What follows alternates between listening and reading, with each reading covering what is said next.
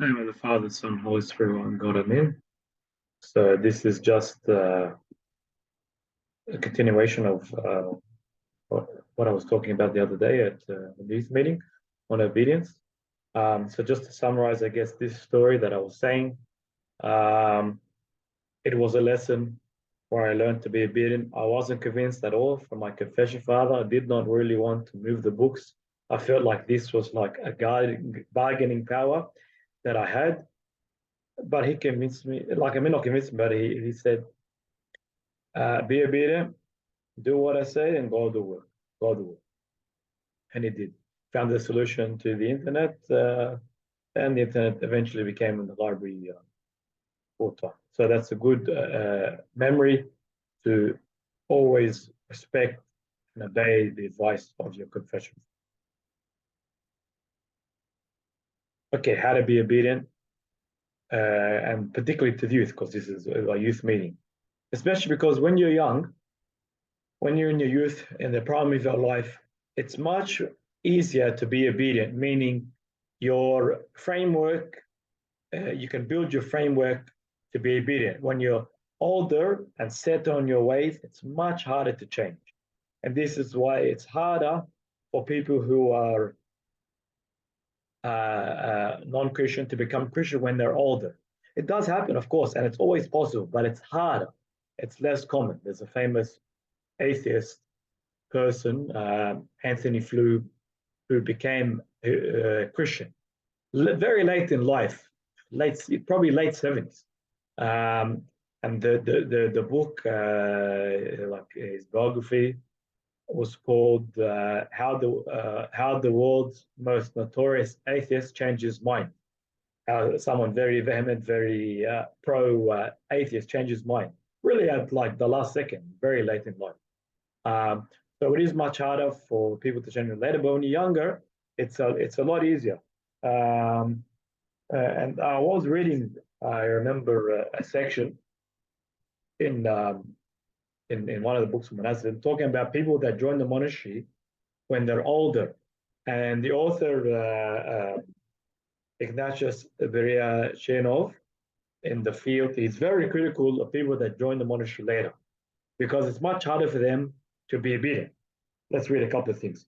Um, any secular science needs to be approached with fresh abilities, with complete impressionability, with energy of youth. So when you're young, you have energy. When you're old, you don't.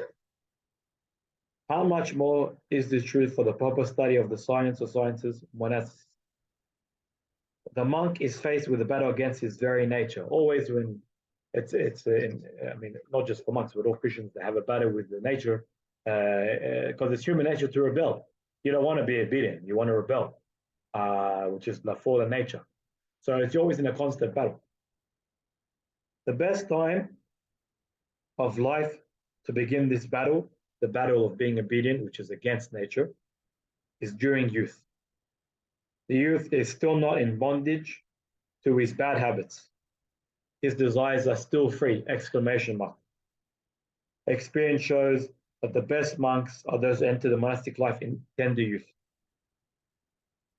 The majority of monks in our time are those who enter the monastery early in life. Those who are mature years, like older, he doesn't give an age, but uh, older age. For example, one of the bishops in Egypt, he doesn't take any monk. There are exceptions, but doesn't take any monk over 30. Over 30. And also for nuns, they have a similar rule, like I think 28, 27, for these reasons and others. Those of more mature years rarely enter monasteries, and those in old age even less so.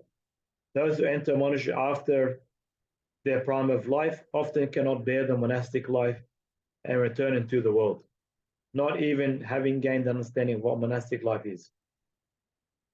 Among those who remain monks, so even if like you're old and you join and you or mature and you join and you succeed in becoming a monk, like you get ordained, you pass the test, and you get ordained. One usually notices purely external reverence and a very exact fulfillment of the entirely superficial parts of monastic rule. Those that so appeal to lay people who are content with them alone. one very rarely finds a true monastic amongst such late bloomers. So you can succeed in terms of like coming a monk, like the outside look, like he says, like external reverence and superficial, but you're not going to be a true monk. And then he talks about the wise Sirach. Spider Wisdom God says the following in the wisdom of Sirach. My son, just read a couple of parts. My son, from your youth up, choose instruction, and you will find wisdom also into old age. Come to as one who plows and sows and wait, expecting for good fruits. And then he says, these words of the Holy Scriptures are applied by the Holy Fathers to monastic life, but it should be obvious to anyone that they do not apply to the wisdom taught by the wise of this world and the evil prince. The last thing to say, the Holy Fathers agree that old age is not capable of the monastic life. I repeat, old age is not capable of monasticism. A person in mature years has many deeply rooted habits, a fully formed mindset. This is very important. And his ability to act freely has long been wasted because you're free to obey and disobey. So if you're set in your ways, it's very hard to change. The aesthetic labor is too difficult for him. And then he does mention one of the exceptions, like, for example, Paul the Simple, contemporary of a disciple of St. Anthony the Great. He was 60 when he wanted to join. He's a very rare exception to the rule. But he was initially rejected by St. Anthony for all these reasons. For these reasons. Many fathers became monks in childhood and reached spiritual heights by reason of the wholeness of their intentions. Purity, constant striving toward the good and imperishable, all qualities of childhood. So yeah, just want to stress that, especially as a youth meeting. It's the prime of your life to set your ways, to develop your ways, grow to be obedient. All right, so how can we be obedient? Particularly towards youth. Speak evil of no one. So these are all taken from Titus. We said earlier, Titus chapter 3, verse 2 and 3. Speak evil of no one. So, I mean, it helps to having the trust of the person. It really helps to speak good on people to their face and behind their back. And it becomes beneficial for the person. For example, one time, you can do this in many ways, but for example, last year I was overseas in Israel, in Jerusalem, and I was hanging out with another monk from Egypt, and he asked me, "What's your bishop like?" He doesn't know. I go, "This is a good question. I'm just going to tell you the good things about it." And I started listing some things, and I'm talking in Arabic, so I got to think how to communicate it well. And I'm listing one thing, then second thing, then the third thing, and then the fourth thing. I was, wow, you can really build up a lot of good things in people. And I remember the monk is hearing some of the points. He goes, oh, that's a good point. My bishop doesn't do that. Yeah, so there's always advantages in people. Speak evil of no one. Talk about the good in people. Be peaceable. Do not waste time trying to determine who is right and wrong. You or your neighbor. Instead, try to accuse yourself and preserve peace with the neighbor through humility. Very important. It's not about being right or wrong. Everyone's like wrong in a way. It's always greater to make peace than to try to insist on your opinion and be right. So be peaceable. This was definitely advice that I got. I'll touch upon it briefly after. Be gentle. Never abuse your spiritual authority. Obviously, this applies to the clergy more, but even in yourself, if you're a Sunday school servant, don't abuse your authority. Being a servant, you're serving God. You're not there to use a stick and iron fist. You're there to be gentle and loving, and always try to benefit the people. And yeah, it's not about creating so many rules.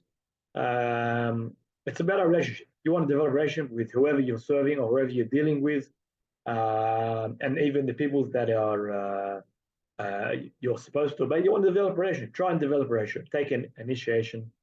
Always rules Always remember rules without relationship lead to rebellion. If you think you can just apply rules, especially when someone you're superior, quote unquote, if you're in a position where you have authority and you just create rules and rules and rules without a relationship, it will lead to rebellion. If you're a parent and you create rules for your child, but you don't have the relationship, they will rebel.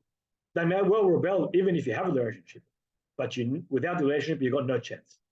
No chance. I read a famous book, and it's like 300, 400 pages long, How to Help Your Child Say No to Sexual Pressure, I think it was called. And the author said, look, if you forget everything in the book, just remember, it's directed to parents, that rules without relationship lead to rebellion. You want to be gentle. Humility, look, we could talk about humility forever, but like we said before, humility and obedience are directly linked. They are, what do you call it, complement each other, supplement each other. And always remember we're a beginner. Submit that we as sales and Indian Shepherd were weak. We don't know anything, and what we do know is so God has given us grace. God has given us a mind. Anything good in us because of God's grace. And we always got to take the blessing for everyone. When St. Anthony was asked, what are the steps to be humble? He said, oh, let everyone give you a blessing. Let everyone give you a blessing, and that know that the superior can be blessed by the lesser inferior.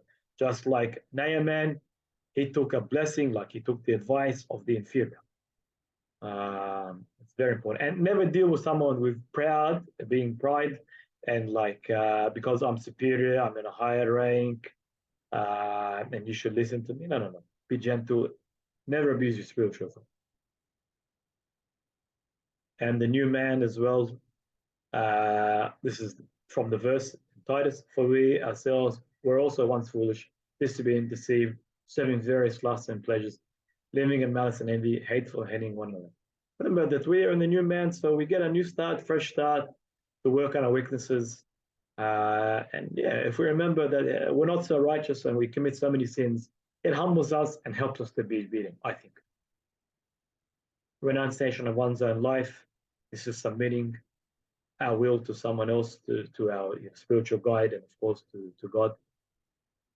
And not conforming to the world. Transformation of mind. Yeah, we don't want to obey the world, the TV, modesty. We want to be modest in our clothing, particularly towards women. In tithing, we have to give our 10%. We want to give our 10%. God gives us this command, so we obey. We believe them have great blessings. And people that tithe, you will have tremendous blessing. This is one of the only few commandments where it says, if you do this, if it says, try me now on this, and you have the heavens open for you. There are many other examples. All of this, I think, will help to enjoying, taking pleasure in being obedient, and applying the verse of scriptures. Commandments are not burdensome. It seems like a great paradox. I mean, it is a paradox, but applying all these steps of how to be obedient, I think will help. And from Psalm 119, I'll rejoice in the way of testimonies as much as all riches. I'll delight myself in your statutes. But easier said than done. Easier said than done. This is just the advice that was given on monk consecration. Of course, I formed the words just to make it better on the computer. But this is I was making notes on the advice I was getting the day before I was getting ordained. And the tradition is when you're on the day before your monasticism, you get ordained.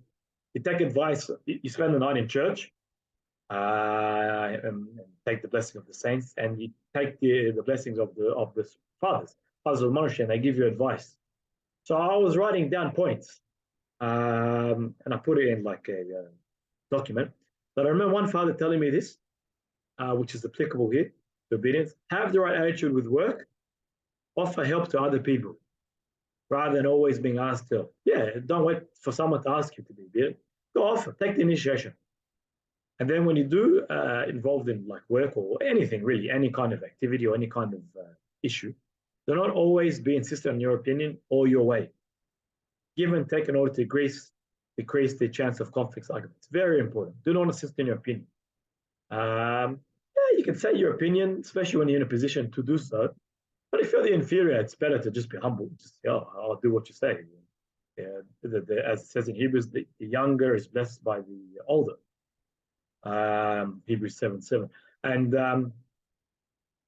if you're in a position to give you an opinion, all right, but don't be insistent.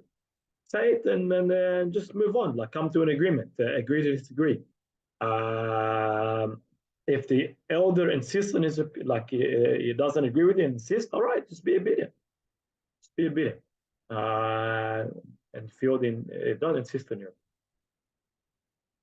Feel that God is responsible for your decisions rather than yourself. When you were a novice, you were not truly responsible for the job, and obviously it's applying more to monks. And this freedom, quote unquote, made you more submissive and humble. As a monk, you are more responsible, and when you are not convinced about what a person is saying to you, you may arrogantly insist on your opinion/way. Being submissive and being to others helps you feel that God is making decisions. So I think that's important because when you feel that you're just obeying, well, when you're just obeying, right, you feel like you're not responsible. And your spiritual father or the elder is the one making the decisions for you. So you're like blameless in a way, and you're free. This makes you free and stress-free as well, and it makes you submissive and more humble. Yeah, there's a lot of good to that, and that's why power corrupts. When you desire a high position, when you desire like to be in a high position, desire to be like servant, head servant, desire to be priest, desire to be bishop, it can be for the wrong reasons, and yeah, it can make you not humble. And so yeah, you just really got to keep that in mind. It's important advice for all of us, including myself, of course. Yeah, I learn easy. If I speak up, okay, I do it once, that's good enough. But better to listen, better to listen. My spiritual father, told me once, I learned in the priest meeting just to keep my mouth shut. This is the advice I got. I attend the meeting. I'm not really agree with some things going on. Just be silent, listen, okay, and follow any obedience that's required. Just keep your mouth shut. This is talking about the spiritual authority, as we were saying. Be gentle, like don't abuse your spiritual authority. This is from Pope Shenouda in his book, The Spiritual Means. Very nice points. I'll run through this quickly. Therefore, in your service, keep away from spiritual errors. Keep away. I mean, I think, like we said in the beginning, why this atheist woman is saying, "Oh, we shouldn't have obedience. I don't believe in obedience. Church obedience. It's negative. It's harming, and it's hypocritical." I get it. Yeah, when you get bad examples, all right, that can maybe what people are referring to, but it should never come to that. Keep away from ordering and prohibiting. Have the spirit of humility and good manners when addressing the young, just as when you address the old. No matter how much authority you are given in the service, do not talk to people in a superior manner or become haughty. So, like we're saying, people that are proud, okay, talk to them. You have to obey me because I'm superior, and you deal with them in a superior way. That's pride. Don't let the spirit of control and domination enter your heart. Remember the Lord saying, "He who is greatest among you shall be your servant, and whoever exalts himself will be abased, and he who humbles himself will be exalted. Son of Man did not come to be served, but to serve and to give his life as ransom for many." And it says, like last week's gospel, be as children. Therefore, do not let the service make you lose your gentleness and humility. Yeah, and you can read that point as well. Also, depends how you do it. You've got to have the right tone of voice. It's all a lot of it is body language. It's not just the words you say; it's how you say it. And of course, in the service, beware also of the ego. You're a servant of the Lord, so be humble. He must. John the Baptist says he must increase, but I must decrease. It's not about you.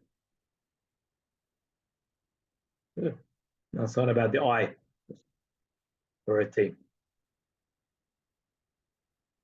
All right, this is a story that just happened very recently, just before I gave this talk a few days before.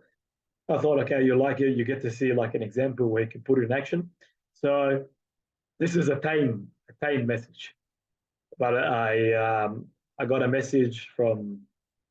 So I'm telling one of the fathers there's no food. Like I look after the Max kitchen, there's no food. No, it looks like someone so and so didn't cook anything and he's not here. Sorry. So I said sorry, and then I'm getting told off. But it's a tame version by another father. It's disappointing that you didn't talk to each other about cooking. And when I see this message, okay, look, I'm getting told off, but I shouldn't really because, long story short, I have reasons to defend myself. Without getting to details, I have reasons to defend myself. So I could say, well, I shouldn't be getting told off. And if you're in my position, what would you say? If you have reasons to believe you can to defend yourself and shouldn't really be getting in trouble. And it's very tempting to say, oh, but it's like father, I shouldn't be getting in trouble because so and so should have cooked something and whatever. But look, take the humble approach and just say, forgive me. And I started writing, forgive me, but as you know, there is started giving reasons, one, two. No, delete it. Just delete it. Forgive me. That's it. Be humble. That's the best way. That's the best way. Just be humble. Best answer. That's the way to go, and that kind of solves. I mean, solve the problem from your end. If the person doesn't take it, all right, but he took it fine. So just be humble. Be humble. And yeah, you do this throughout your whole life. You do this when you're a beginner in spiritual life, when you're an expert, because you're always a beginner anyway. When you're more developed, when you're older, spiritual life, spiritual mature, you're always a beginner. Always a beginner. Stress this enough. Can't stress this enough. When I was a novice, I remember one of the fathers, very experienced father, telling me, I got two pieces of advice for you. That's it. One of the advice was, just remember you're always a beginner. Doesn't matter if you're 20 years, 30 years, 40s, 50s, always a beginner. Because if you don't, you become complacent and you start to count your days and think, look at how many years I've developed in spiritual life. And it can be very, very harmful, and you can deal with it in an arrogant way. But just be humble, say, forgive me, I've sinned, forgive me.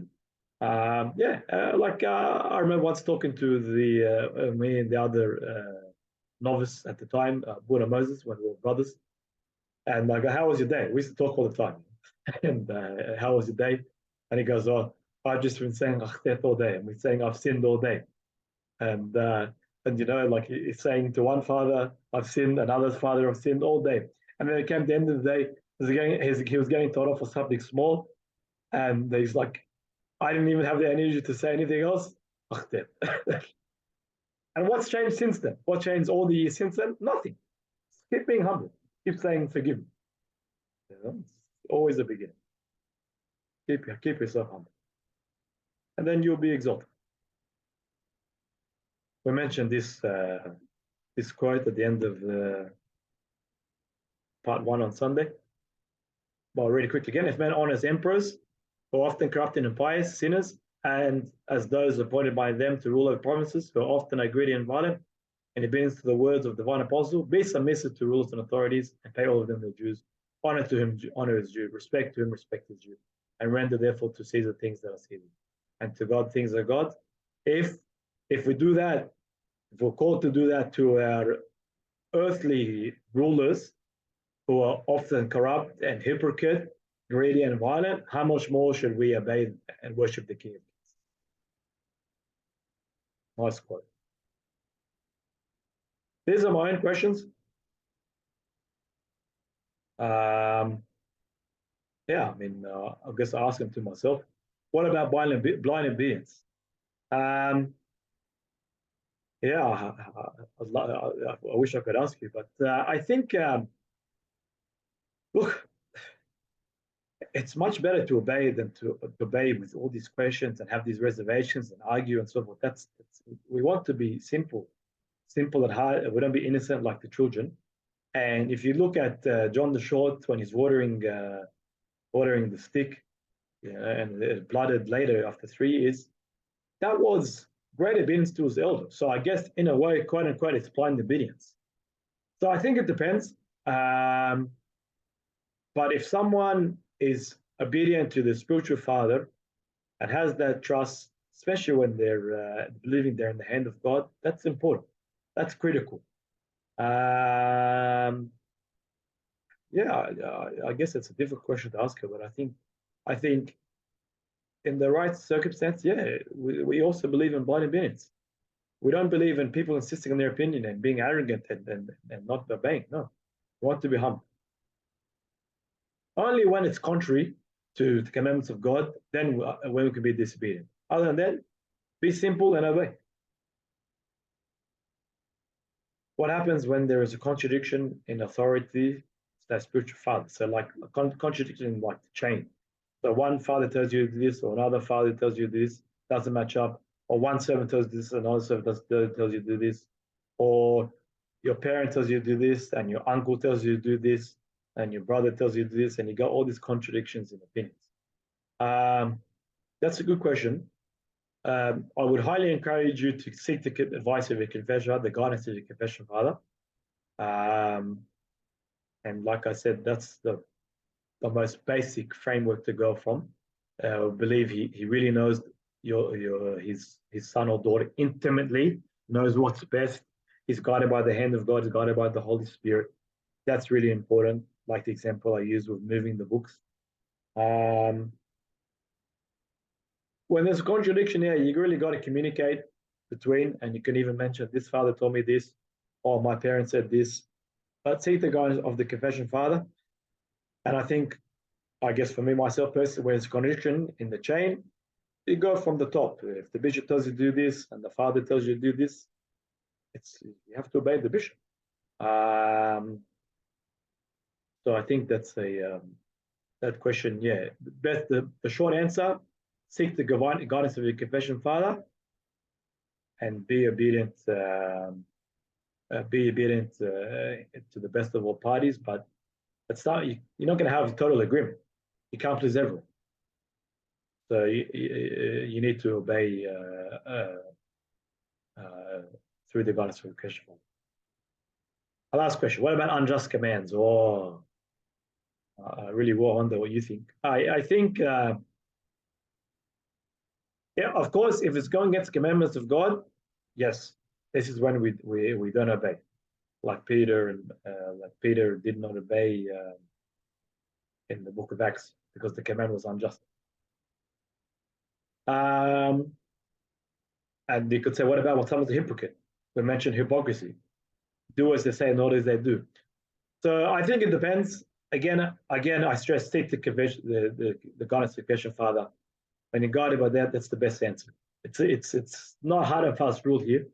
And there's a lot of gray areas. It depends on what you're asking, what the command is. I mean, like the previous question, depends on the contradiction of what the issue is, what the job is, and so on, or what the request is. Yeah. But I wonder what you think. Last thing is a video.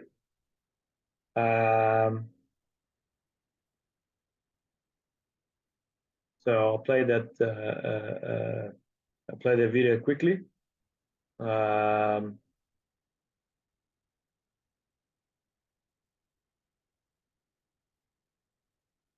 It's a really nice video. I liked it a lot.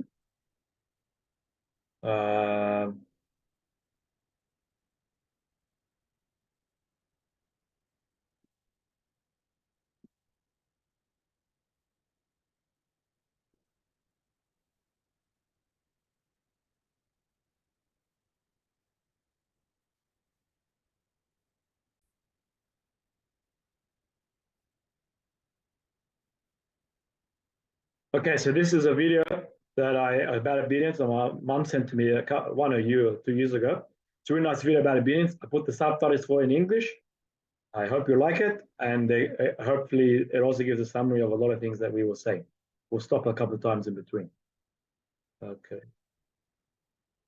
خليك تلميذ لأبوك الروحي. بلاش لما نقعد مع آباء اعترافنا نقعد نتناقش كتير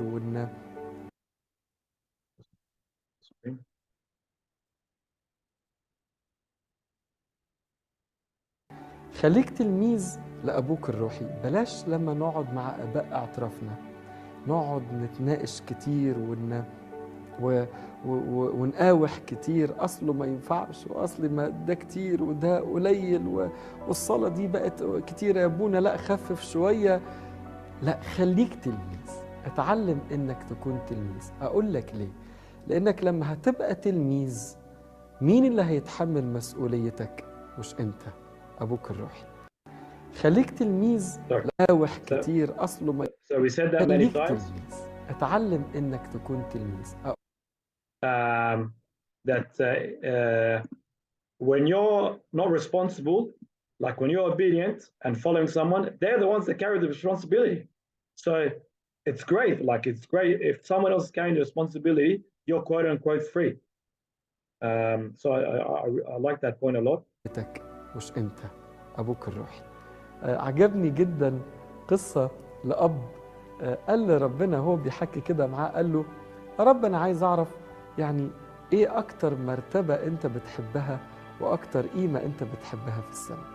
فشاف رؤية 4 أشخاص، واحد مريض بس بيشكر ربنا، فقال له الشخص ده رائع وممتاز بس مش هو أعلى مرتبة ربنا بيحبها. قال له طب وريني حد تاني، فورى له شخص بيضيف الغرباء، فاتح بيته لكل الناس اللي بيجوا من بره اللي حواليه، بيضيفهم ويأكلهم ويشربهم ويناموا عنده ويصرف عليهم. قال له الراجل ده ربنا قابل خدمته بس برضه مش أعلى مرتبة. قال له طيب عايز أشوف نوعيات تاني. قعد يفرجوا على شخص راهب في البرية ناسك بيصلي من أجل العالم. قال له بس برضه مش أكتر. قال له طب إيه أكبر مرتبة ربنا بيحبها؟ قال له تعالى أوري لك شخص تلميذ لأبوه الروحي، لمجرد إنه بيطيع أبوه الروحي فهو بيكسر الحرية. Yeah, we said this many times. When you're obedient, you're renouncing, like you're breaking your own will, your own freedom, which is the highest level. Like Sinketika said, that's the highest level. That's viewed the best in the eyes of God, like in heaven, as this story says when the father saw a vision. الشخصية اللي جوا كل واحد من الثلاثة دول بيعمل الحاجة دي بهواء أو بمزاجه، لكن الراجل ده أو التلميذ ده بيعمل الطلب اللي بيطلبه منه أبوه، فبالتالي المسؤولية بتيجي على أبوه مش عليه هو، فهو عايش تلميذ. طول ما أنت هتعيش تلميذ، طول ما هتدوق العشرة الحلوة اللي بينك وبين ربنا، طول ما أنت هتدوق حلاوة العشرة اللي بين ربنا وبين القديسين. كل القديسين اللي تعاملوا مع ربنا يسوع أيا كان في العهد القديم أو في الجديد كلهم كانوا تلاميذ. عشان كده خدوا بالكم، أول ما بدأ ربنا يختار أشخاص يشتغلوا معاه في العهد الجديد، أول 12 واحد سماهم تلاميذ. ليه؟ لأنهم كانوا بيقولوا له حاضر وبس بدون مناقشة. قول لأبوك Yeah, just say harder, just obey, don't ask questions, don't argue. Easier said than done. السماوي حاضر وبس، خليك تلميذ. قول لأبوك الروحي حاضر وبس، خليك تلميذ. واسمع الكلام، لأن ربنا باعت لك بالروح القدس كلام على لسانه. أخيرا حبيبي أقول لك، لو حابب إنك تدخل في الحياة الروحية بطريقة حلوة ممتعة بدون ما تكلف نفسك كتير، خليك تلميذ. خليك تلميذ لأبوك الروحي، خليك تلميذ للكتاب المقدس زي ما قلت لك، خليك تلميذ للأحداث اللي حواليك والمواقف اللي ربنا بيسمح إنك تمر فيها. ربنا يبارك حياتكم، ربنا يسندكم ويفرحكم، لإلهنا المجد الدائم أبديا آمين. So like we said over and over, great blessings to obedience, even higher than asceticism, which I think was the third one. And we compared that story of the ascetic to the obedient. And I guess in conclusion, it's a critical foundation of all Christians, particularly monastics. And yeah, if there's no obedience, there's anarchy. We want to avoid that. We want to be humble. We want to apply the words of Titus in verses 1 to 3, and then we will receive a blessing. And that's how we live a joyful life, as this father was saying in the video. Thank you so much. Glory be to God forever. Amen.